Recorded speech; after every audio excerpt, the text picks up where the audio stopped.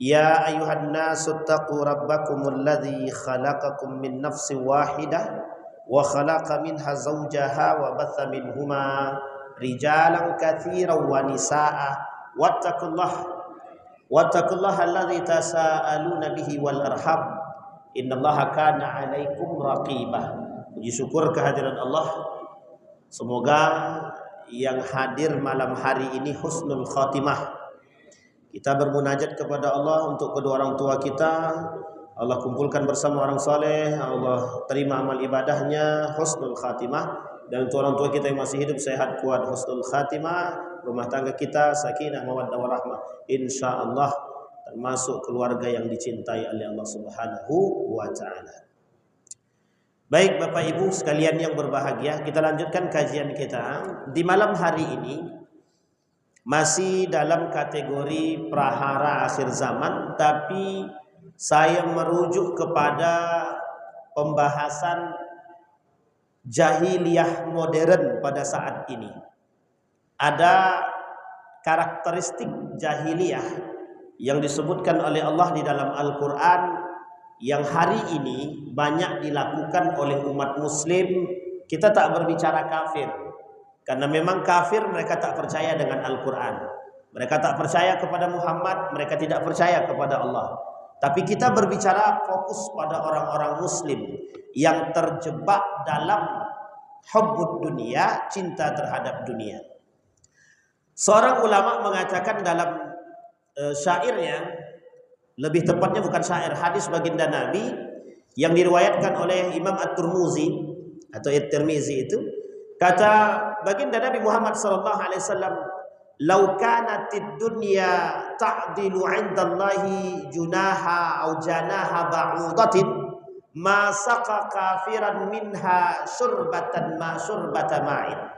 Artinya, kalaulah seandainya dunia ini seperti sayapnya nyamuk, maka masaka kafiran, orang-orang kafir ini tak akan pernah merasa puas dan kenyang daripada meminum itu tersebut. Jadi diibaratkan sama baginda Nabi, dunia itu, orang yang suka terhadap dunia itu diibaratkan seperti orang yang sedang memegang, atau diibaratkan seperti air yang sangat sedikit, sehingga orang akan terus meminum. Bahkan di dalam hadis yang lain itu disampaikan, bukan di dalam hadis, di dalam satu pembahasan para ulama, dalam hadis Nabi juga itu dikatakan begini, ya'kul wala yashba, faman akhadha bi ghairi haqqihi fakana ya'kul wala yashba. Jadi ada orang yang mengambil dunia ini dengan cara yang tidak baik. Mereka menikmati dunia tidak ada puasnya sama sekali dan tidak ada kenyangnya. Istilahnya ya'kul wala yashba. Nah, di dalam poin ini Bapak Ibu ada istilah di dalam Al-Qur'an itu, wa qalu nahnu aktsaru amwala wa aulada wa ma nahnu bimu'adzibin. Kata mereka di dalam Al-Quran diibadikan oleh Allah, kami orang Bani Israel ini banyak harta, kaya, banyak anak, banyak pengikut. Maka karena kami banyak harta, kami banyak anak, wa ma kunna mu'azzibin, kami tidak akan diazab oleh Allah Subhanahu wa taala. Karakteristik ini disampaikan oleh seorang ulama dari Saudi Arabia. Kata beliau dalam kitab itu, beliau kata, ada orang yang yastadillu ala butlani syai' bi gharabatihi wa qillati ahlihi, fa atahum bididdi dzalika wa awdahahu fi ghairi mawdi'in min al-Qur'an, wa hadha min akbari qawaidi al-ightirar bil aksar wa yahtajuna bihi ala sihhati syai'. Kata beliau, kata ulama tersebut, orang yang hidup di dunia ini ada karakteristik yang dicontoh dari karakter-karakter orang jahiliyah. Karakternya adalah mengikuti yang banyak, menjadikan banyak itu dalil. Allah pernah sebut di dalam Al-Quran begini, wa in tuti' aksara man fil ardi yudilluka an sabilillah. Kalau kalian mengikuti mayoritas orang, itu bisa menyesatkan Anda. Wa in tuti' aksara man fil ardi, jika Anda patuh dan taat kepada manusia yang banyak ini, yudilluka an sabilillah, akan menyesatkanmu dari jalannya Allah. Maksud ayat ini berbicara pada aspek begini. Kalau mayoritas itu belum tentu bisa menghalalkan yang haram, belum tentu yang banyak itu benar. Kita ambil contoh. Semua main suap. Kira-kira apakah karena semua main suap yang tadinya haram bisa dihalalkan? Tidak bisa. Zina, semua pelaku zina. Karena semua pelaku zina, maka apakah mungkin zina itu dihalalkan? Tidak. Maka Bapak Ibu, jangan kita mengikuti tren yang ramai diperbincangkan. Nah, ini bahasa sederhananya. Karena banyak orang melakukan perbuatan tersebut, belum tentu yang dia lakukan itu benar. Ini yang dimaksud. Karena pada saat itu, orang-orang jahiliyah pada masanya, sebelum Islam itu datang, orang-orang Yahudi, Nasrani, kafir Quraisy itu, mereka kaya akan harta. Jadi mereka bisa melakukan apapun karena mereka memiliki harta. Sama istilahnya kata Imam Asy-Syafi'i di dalam satu syairnya itu begini. Idzal ghaniyyu in takallama akhta'a atau in takallama bil khata' qalu asabta fa hadza jalalah. Kata Imam Syafi'i, kelak itu di akhir zaman ada orang kaya dia hartanya banyak, berbicara tapi salah, menyampaikan sesuatu atau berbuat tapi salah. Karena dia punya banyak duit, apa kata orang-orang di sekitarnya? Kata orang-orang yang di sekitarnya yang pernah merasakan manfaat daripada harta orang kaya tadi, qalu asabta, kamu benar, sekalipun yang dikatakan orang kaya ini salah. Oh, ini saya tidak sedang menyindir siapapun.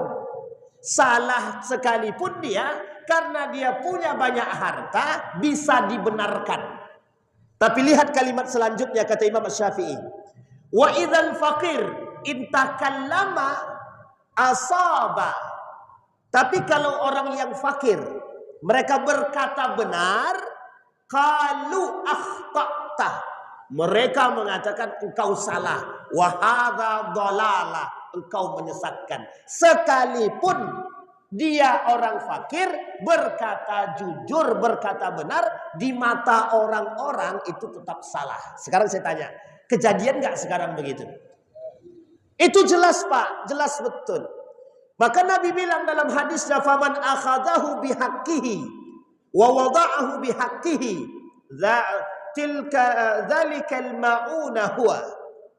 Tapi kemudian kata Nabi, faman akhadha bi ghairi haqqihi, barang siapa yang mengambil dunia ini bukan dengan cara yang benar, tidak pada tempatnya, bukan pada tempatnya, maka kata baginda Nabi Muhammad SAW dalam hadisnya itu dikatakan, fakana yakul wala yashba. Orang itu seperti orang yang merasakan kenikmatan tidak pernah ada puasnya. Nah, disinilah Bapak Ibu yang ingin saya sampaikan, ada karakteristik jahiliyah yang hari ini banyak didominasi oleh umat muslim.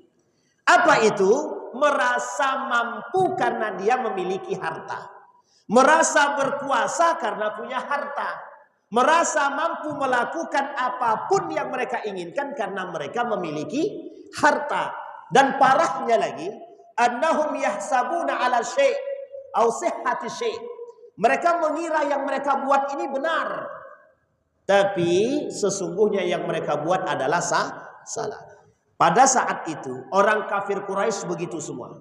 Makanya orang kafir Quraisy ini Pak tidak terima dengan datangnya Islam.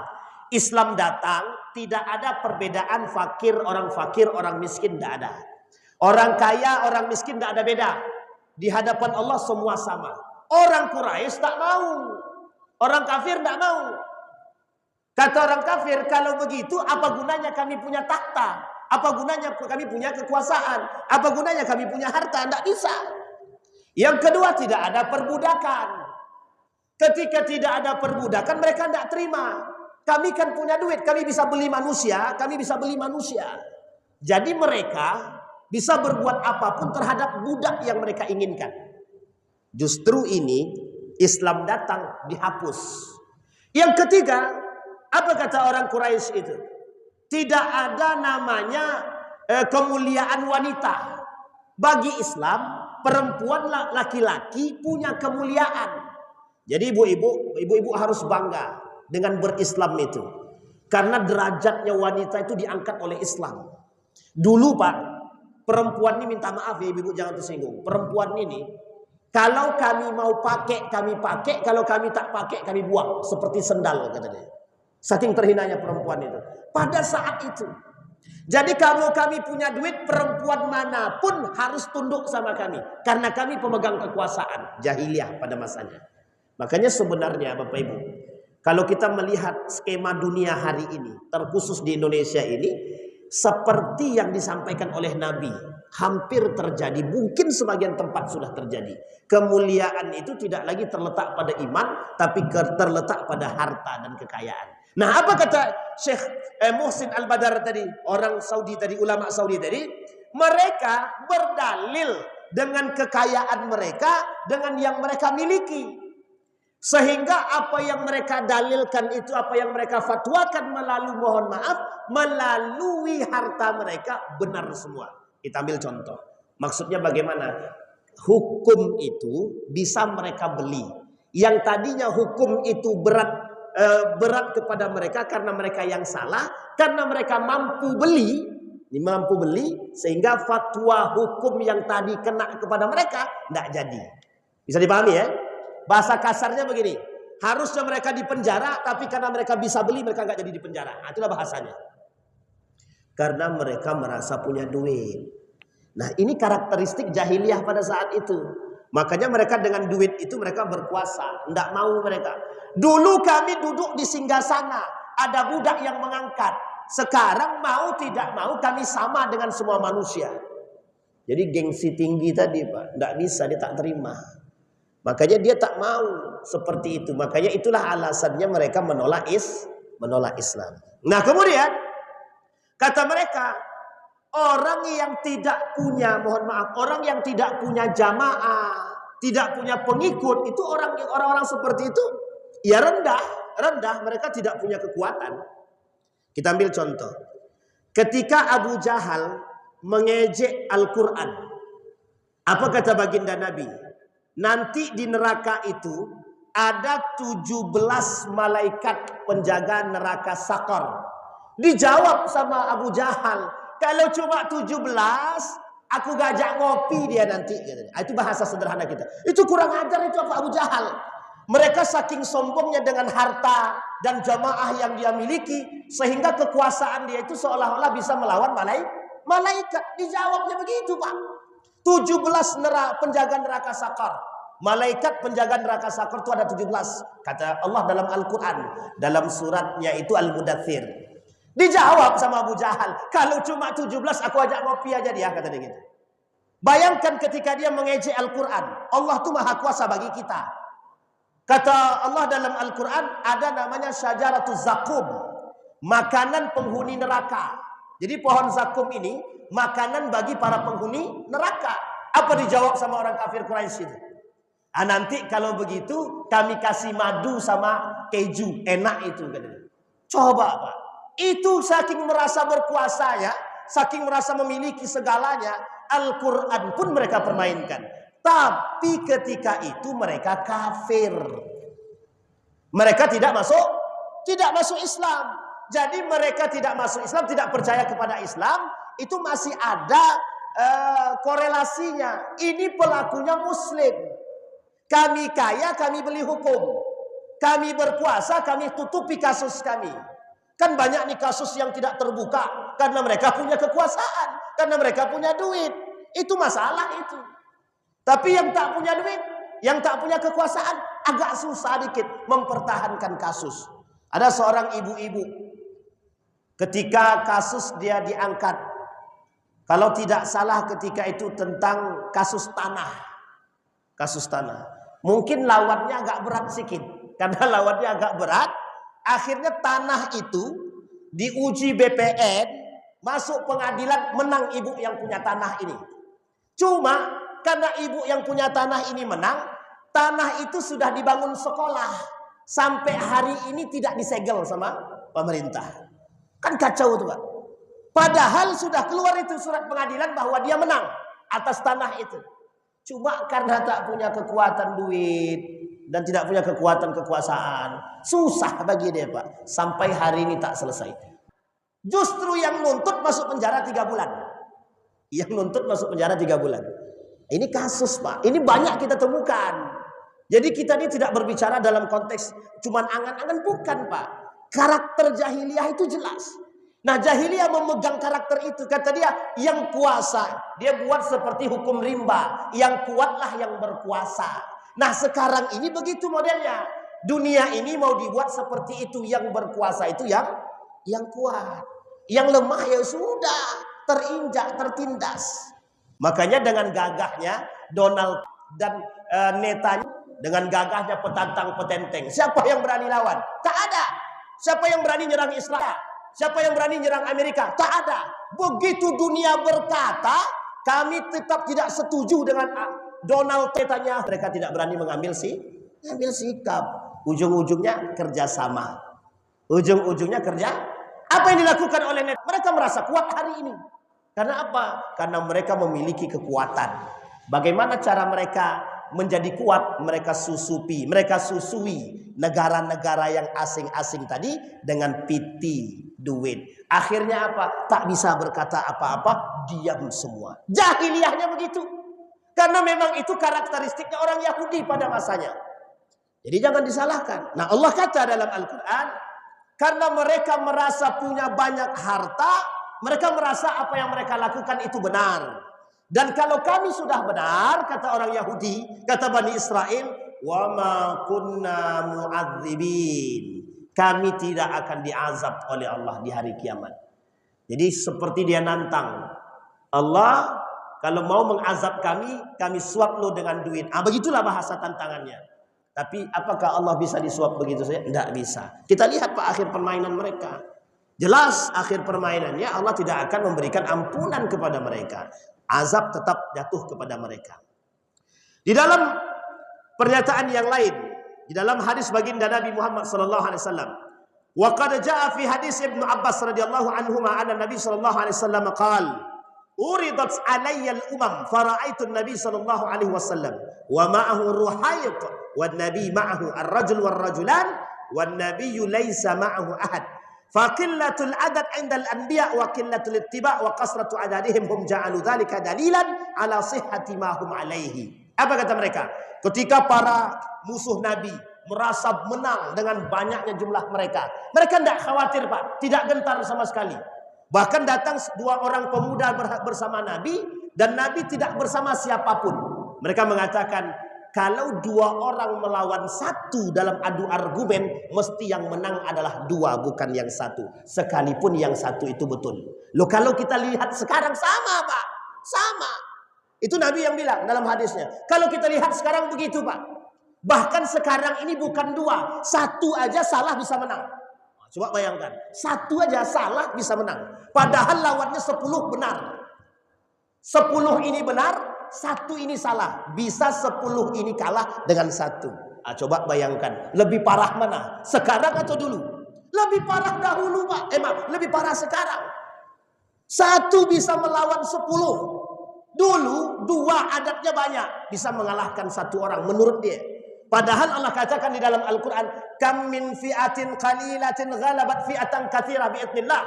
jumlah yang kecil bisa mengalahkan yang besar. Tapi dengan beraninya mereka bilang, 2 orang melawan 1, jumlah kami lebih banyak dan mereka sedikit bisa kami kalahkan. Tapi Allah kuasa, yang sedikit bisa mengalahkan yang banyak. Sekarang kebalikan, 10 yang benar, 1 yang salah yang benar, yang menang di antara yang 10. Kok bisa begitu logikanya? Itulah dicerna masing-masing lah kalau begitu, Pak. Itu logika. Kenapa kok bisa begitu? Apa yang menyebabkan? Karena yang berbicara adalah zahratud dunya, barakatul ardi. Apa itu zahratud dunya? Bunga dunia. Semua yang berbicara adalah materi. Jadi kalau materi berbicara bisa semua? Bisa. Itu kita alami, Pak. Mungkin belum sampai pada kita. Mudah-mudahan tak sampai kepada kita, Pak. Biar kita tidak habis tenaga untuk melawan mereka. Cukup kita mengadu kepada Allah. Nanti kapan pembalasannya? Di hari pembalasan. Kita menuntut di hadapan Allah. Mereka-mereka itu yang melakukan penipuan, yang melakukan kerusakan demi kerusakan, kita bersaksi di hadapan Allah. Itu yang harus kita lakukan. Pak, Ibu, pernah kami nantang orang. Kalau Anda tetap kokoh dengan kesalahan Anda, silahkan. Nanti di hari kiamat saya akan bersaksi di hadapan Allah. Apa jawaban dia? Tinggal tobat aja selesai kalaupun salah. Coba bayangkan. Tidak takut dia dengan ancaman Allah itu. Tidak takut. Sama, Pak. Orang Yahudi itu tidak takut dengan ancaman Allah. Tapi masih mending orang Bani Israel pada masa itu. Mereka belum berada dalam Islam. Lah sekarang umat Islam yang jadi Yahudi. Mereka lebih berani mengatakan demikian itu. Baik, sampai Nabi berani katakan dalam hadisnya, kata Nabi dalam hadisnya, wa hadzal amru jahiliyatun wa la yazalu tujadu kama akhbarana Nabi sallallahu alaihi wasallam la tattabi'anna sanana man kana qablakum. Sungguh kata Nabi, kelak umat muslim itu betul-betul akan menyerupai, mengikuti perbuatan kaum-kaum kafir Quraisy, jahiliyah, orang Yahudi dan Nasrani. Pada aspek apa? Pada aspek dunia. Baik, kemudian mereka mengatakan yahtajuna bihi ala sihhati syai'. Mereka berhujah, beralasan yang salah mereka buat itu tetap benar, kata dia. Mereka keras, Pak, mengatakan hal tersebut. Kenapa? Karena jumlah mereka banyak. Kalau jumlah banyak belum tentu benar. Kita ambil contoh. Seperti kasusnya Abah Aus. Nanti dipotong aja lah, pandai-pandai abang yang potong kan. Itu karena banyak pengikutnya. Salah kali pun kata pengikutnya tetap benar. Jadi kalau kita berhadapan dengan mereka, karena pengikut mereka banyak, mereka tinggal katakan yang salah itu kita. Jadi Bapak Ibu, saya pernah bahas ini beberapa waktu yang lalu. Di salah satu TikTok kami, kebetulan ada videonya di TikTok itu. Itu justru diserang balik. Itu Ustadz belum tahu siapa mereka. Kalau Ustadz tahu bersama mereka, Ustadz tidak akan menyalahkan mereka. Nah kok bisa begitu? Coba bayangkan. Nah ini poin pentingnya, Pak. Artinya kebenaran menurut mereka itu adalah jumlah yang banyak. Jadi jumlah yang banyak itu bisa membenarkan. Bapak Ibu sekalian yang berbahagia. Bisa jadi yang banyak itu benar, tapi sangat mungkin sekali yang banyak itu salah. Tapi di akhir zaman kata Nabi, justru yang banyak itu belum tentu benar. Kenapa? Karena kebenaran itu kata Nabi di akhir zaman justru berada di tangan orang-orang yang sedikit. Terus bagaimana Ustaz? Sekarang ini yang benar yang mana, yang salah yang mana? Kalau kita merujuk kepada pemahaman akidah, kalau Bapak sudah menganggap rukun Islam dan rukun iman itu sudah Bapak pegang dan jalankan, itu sudah masuk dalam kategori ahlus sunnah wal jamaah. Jadi tidak usah diperdebatkan itu. Yang penting rukun imannya jelas, rukun Islamnya jelas. Kecuali Bapak Ibu ikut Syiah, ada imam 12, ada tambahan hayya wa ashhadu anna aliyya wajhahu karramallahu wajhahu. Dari dalam azan itu ada pujian, azan Syiah, ada pujian terhadap Ali bin Abi Thalib. Jadi dalam azannya orang Syiah itu ada 3 syahadatnya. Asyhadu an la ilaha illallah, 1. Asyhadu anna Muhammadar Rasulullah, 2. Yang ketiga, asyhadu anna Aliyya karramallahu asyhadu anna Aliyya waliyullah. Coba bayangkan, 3. Kalau begini sesat, Pak, sesat. Kalau ada yang lebih maksum dari Nabi, berarti sesat. Sesat. Maka kalau tidak menyesatkan, mohon maaf, kita tidak menyesatkan orang, tidak mengkafirkan orang, tidak membid'ahkan orang, tidak merusak orang. Misal, kita tidak membunuh manusia, rukun Islamnya 5, rukun Islamnya 5, rukun imannya 6, kita jalankan semua, ahlus sunnah wal jamaah. Bisa dipahami Bapak Ibu ya? Kecuali rukun Islam Bapak Ibu 10, ada tambahannya. Itu pandai-pandailah. Itu jelas sesatnya Pak. Kecuali sholat Bapak Ibu sholat. Sallu kama ra'aitumuni usalli, kata Nabi. Allahu Akbar, ada dalilnya. Allahu Akbar, ada dalilnya. Allahu Akbar, ada dalilnya. Allahu Akbar, enggak ada dalilnya, sesat. Saya berani katakan itu sesat. Tapi Ustaz, tangan dia sakit, enggak bisa begini Ustaz. Bisanya cuma begini. Itu pengecualian berarti. Pengecualian. Bisa dipahami Bapak Ibu. Kalau yang keluar dari aturan yang jelas, boleh kita sesatkan, boleh. Contoh, mereka bilang kalau tidak pakai peci hitam ini, sholatnya tidak sah. Itu berarti sesat. Sejak kapan pula peci hitam ini menjadi syarat sahnya sholat? Peci hitam. Kalau yang satu lagi merah putih. Bayangkan, sesat Pak, itu jelas sesatnya. Nah itu lain tuh. Kalau itu merahnya aja itu, kurang putihnya sedikit. Baik. Nah apa kata mereka? Dirujuk kepada Imam Syekh Musin tadi. Al-an, sekarang mereka orang-orang jahiliyah itu yastadillu, berdalil dengan banyaknya orang, berdalil dengan banyaknya suara, berdalil dengan banyaknya harta. Apa yang mereka buat isbatu ala sihatihi. Mereka merasa benar dengan semua yang mereka buat karena mereka punya suara, karena mereka punya harta, karena mereka punya kelompok. Jadi Bapak Ibu tidak bisa. Kata Nabi, justru Nabi bilang begini, kalau ada kelompok yang sangat fanatik terhadap kelompok tersebut, bisa dipastikan itu penyebab daripada pendangkalan akidah. Jadi fanatisme berlebihan tidak baik Pak. Asabiyah berlebihan itu tidak baik, fanatisme. Masuk dalam kategori at-taqlidul a'ma. Taklidul a'ma itu begini, mengikuti taklid buta. Contoh, kata gurunya, kau makan pohon durian itu, kau masuk ke dalam surga. Katanya. Karena kita yakin guru kita ini, itu jelas bertentangan Pak, jelas bertentangan. Orang tidak sholat tapi makan durian masuk surga, itu curiga kita itu. Itu jelas secara nalar, itu jelas. Tapi kalau ada kejelasan hadisnya, hadisnya jelas, tapi justru kita mengingkarinya, itu parah lagi. Contoh, ada seorang wanita namanya, potong ya, Kumaila, mengaku hafal Quran. Apa kata dia? Nanti kan ada orang-orang yang punya anak hafal Quran, nanti dia dalam hadis itu akan memakaikan mahkota di kepala bapaknya, di kepala orang tuanya. Itu hadisnya ada hadisnya. Kata beliau, kata yang mengkritik ini, itu ghairu mutawatir, hadisnya nggak benar itu, mesti dhaif itu, mesti lemah ataupun palsu kata dia. Dia mengingkari hadis yang, mohon maaf, hadis itu dinukil, bahkan dinukil oleh Imam Nawawi. Artinya dia lebih parah daripada orang Yahudi. Dia lebih parah daripada jahiliyah, mengingkari sunnah baginda Nabi Muhammad SAW. Itu dari sisi muslimnya.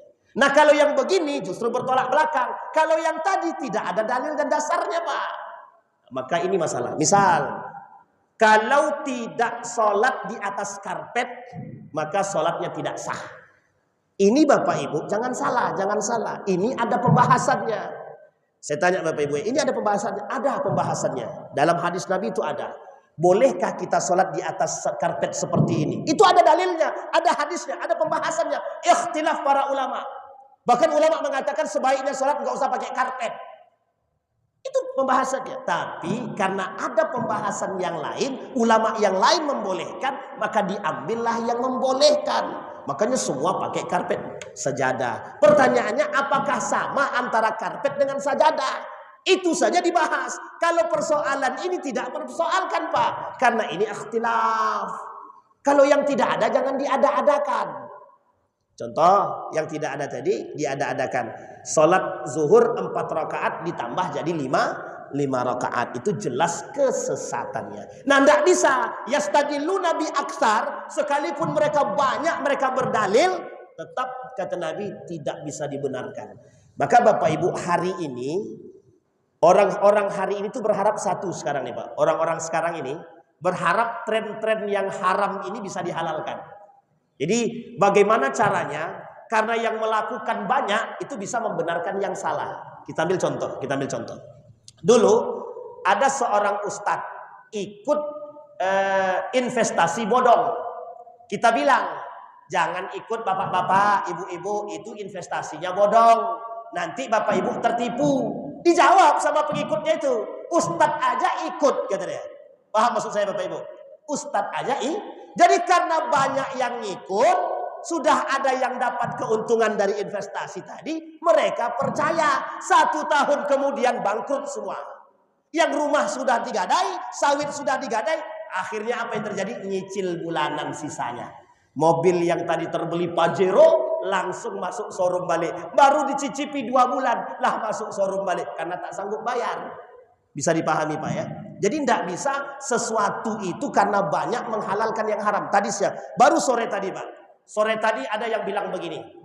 Tapi kan semua travel di muka bumi ini, kata dia gitu. Semua travel, ya kita tidak berbicara travel. Kita ambil contoh kasus lah satu. Misal, Hajar Aswad, calo Hajar Aswad. Kira-kira apa hukum calo Hajar Aswad? Tidak ada ulama yang membolehkan. Tidak ada. Bahkan ulama mengatakan jahil, makruh, haram. Tidak ada yang membolehkan. Bahkan sampai pada ekstrimnya, kalau ada calo Hajar Aswad, hukumnya haram. Ada yang jawab begini, kalau semuanya memakai calo bagaimana? Itu semua travel loh. Kita jawab, apa mungkin semua travel itu karena semua melakukan yang haram bisa menghalalkan yang haram? Tidak bisa. Yang kedua, suap. Apa mungkin suap itu bisa dihalalkan? Tapi mereka ikhlas ridho sama ridho. Tidak ada istilah keikhlasan ridho menghalalkan yang haram. Tidak bisa. Jadi kalau zina dia ridho sama ridho halal. Saya bilang gitu. Diam dia. Ya nggak begitu juga. Sama. Saya bilang. Sejak kapan ikhlas bisa menghalalkan yang tidak bisa? Meskipun pelakunya banyak. Meskipun pelakunya ramai. Meskipun mereka punya uang. Tidak bisa menghalalkan yang haram. Itu tidak bisa Pak. Jadi jangan coba-coba. Jangan coba-coba menghalalkan yang haram atau membiasakan sesuatu yang tidak terbiasa. Wa ma aktsarun nasi walau harasta bimu'minin. Mereka semua itu banyak dia jumlahnya kata Allah, tapi mereka rakus dengan dunia, mereka bukan orang-orang beriman. Jadi jangan rakus dengan dunia, jangan seolah-olah merasa kita punya duit, punya kekuasaan, punya kekuatan. Ini memang khusus Pak, kita sampaikan. Ini namanya seri hubbud dunia. Seri cinta terhadap dunia. Karena memang kasus cinta dunia ini memang kasus akhir zaman. Karena memang kasus cinta dunia ini adalah kasus yang paling tren masa kini. Banyak orang menyembunyikan kepentingan di balik agama demi kepentingan dunia. Sangat banyak sekali. Bahkan ada orang jual agama demi dunia. Saya kasih contoh. Travel haji dan umroh ini itu sangat sensitif. Kenapa sangat sensitif? Sangat mendekat kepada penjual belian agama. Kalau mereka tidak jujur, kalau mereka nipu, itu jelas itu. Nipu sedikit aja, itu jelas menjual agama. Karena yang dijual haji dan umroh Pak. Pokoknya nanti kita hotelnya, apa namanya hotelnya? Askamakom. Nah, misal, hotel bagus lah gitu. Saya pun tak hafal-hafal juga lah. Meskipun berangkatnya juga pernah, tapi tak tahu juga, tak hafal juga. Anggaplah Azkamakom, hotel bagus gitu. Tapi sampai di sana Pak, sampai di sana berubah dia. Sampailah gantilah hotelnya Movenpick misalkan. Meskipun berbeda, tapi yang dijual sudah tidak sama. Akad awalnya sudah berbeda, tapi mereka ridho Ustaz. Ridho tidak menghalalkan yang haram. Ikhlas tidak menghalalkan yang haram. Ikhlas dan ridho tidak bisa membenarkan yang salah. Apa yang terbaik dari apa yang mereka lakukan? Bertaubat, minta maaf. Kalau dimaafkan oleh pelakunya, dimaafkan oleh orang yang bersangkutan, konsumernya, maka barulah kemudian dia bisa mendapatkan ampunan dari Allah Subhanahu wa taala. Jadi jangan suka nipu. Misalkan kasus kuota haji misalkan. Nah, ini kan rame nih kasus kuota haji. Dulu lebih parah lagi. Bukan hanya haji, Al-Qur'an pun dikorupsi itu. Al-Qur'an, daging sapi, pokoknya banyak lah. Makanya kasus-kasus kita ini unik, lucu Pak, lucu. Demi dunia menjual harga diri, demi dunia menjual agama. Itu lebih parah Pak. Kalau bahasa guru saya, ya bukan ya anggaplah guru saya, lebih baik dia bermain politik yang haram daripada menjual beli agama kata dia. Ya sebenarnya nggak lebih baik juga Pak, salah juga gitu. Tapi setidaknya yang diperjualbelikan itu bukan agama. Bisa dipahami Pak ya? Sebenarnya sama nih Pak dengan teman-teman media nih. Ini kalau macam-macam nih, asal salah potong demi dapat duit nih, selesai urusan nih Pak. Mereka potong, yang penting dia dibuatlah judulnya macam-macam sesuka hati dia. Dibuatnya judulnya Habib Rizik berceramah. Padahal dalam tuh nggak ada Habib Riziknya. Oh itu jelas pendapatannya haram itu. Jelas haram itu. Oh itu kacau itu kalau misalkan dia buat itu. Parah itu. Jadi, dan media sekarang begitu. Saya kasih tahu Pak, saya kasih tahu. Baru-baru ini ada perdebatan antara Heri Pras dengan Gus Ajir. Wah ini parah lagi Pak, parah lagi. Yang diuntungkan itu Heri Pras. Karena dia konten kreator. Bukan ulama, bukan dai, bukan ustadz. Tapi yang diadu sama dia ustadz. Coba bayangkan. Akhirnya apa? Dia menuai duit dan rupiah cuan dari hasil tersebut. Parah. Agama yang dijual Pak demi mendapatkan untung. Begitulah parahnya dunia ini sekarang. Mereka tak lagi berpikir apa yang kami dapatkan ini halal atau haram. Pertanyaannya, apakah mereka tidak sadar? Sebenarnya sadar. Cuma bau dunia, nikmatnya dunia, zahratud dunia, barakatul ardinya lebih tinggi. Nafsunya lebih kencang. Sehingga yang tadi kesadaran itu tertutupi oleh dunia tadi. Sampai di sini bisa dipahami Bapak Ibu? Bapak Ibu bisa dipahami? Jadi ibu-ibu tolong, sekarang ini kan ras terkuat di muka bumi ini kan ibu-ibu. Ya bisa kita bilang begitu. Karena memang saya memberikan satu hadis kepada ibu-ibu. Di akhir zaman tuh ibu-ibu, insya Allah perempuan tuh lebih kuat daripada laki-laki. Karena banyak laki-laki yang akan takut dengan istrinya Pak. Itu hadis Nabi. Meskipun sudah terbukti sedikit demi sedikit sekarang. Itu sudah terbukti itu. Sudah terbukti di Bogor tuh terbukti itu. Yang cari duit istrinya bukan suaminya. Itu dunia bukan terbalik lagi, itu terbalik banget itu. Tapi ingat Pak, yang dimaksud ini adalah ibu-ibu punya peran besar untuk mencegah para suami menghasilkan duit-duit yang haram. Punya peran besar. Salah satunya adalah dengan perannya ibu-ibu tadi bersama anak-anak bisa mencegah peran suami untuk tidak menghasilkan penghasilan dari yang haram. Bang, tolong kasih kami makan yang halal saja. Dijawab sama suaminya, kalau yang halal dek cuma 2 juta. Kalau mau yang haram ada 50 juta. Adik pilih mana? Ya lah bang, enggak apa-apa yang haram, yang penting 50 juta. Itu kacau istrinya kalau begitu itu.